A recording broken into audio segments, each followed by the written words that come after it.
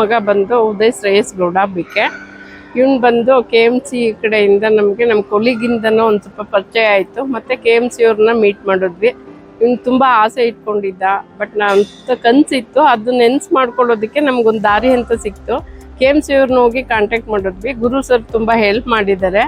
ಮತ್ತು ಅಲ್ಲಿ ಹೋಗಿ ವಿಚಾರಿಸೋದಕ್ಕೆ ಅವರು ತುಂಬ ನಮಗೆ ಹೆಲ್ಪಿಂಗ್ ನೇಚರ್. ಯಾರೇ ಒಂದು ಬಡವ್ರ ಸ್ಥಾನದಲ್ಲಿ ಹೋದರೂ ಅವ್ರಿಗಿಲ್ಲ ಅಂತ ಅವ್ರು ಹೇಳಿಲ್ಲ.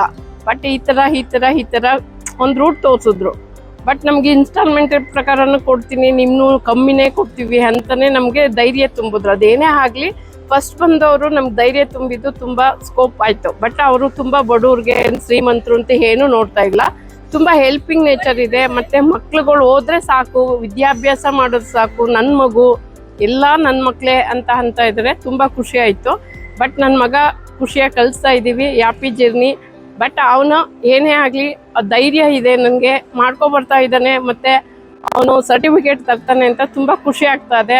ತುಂಬ ಫ್ಯಾಮಿಲಿ ಸಮೇತ ನಾವು ತುಂಬ ಹ್ಯಾಪಿ ಜರ್ನಿ ಅಂತ ಕಳಿಸ್ತಾ ಇದ್ದೀವಿ.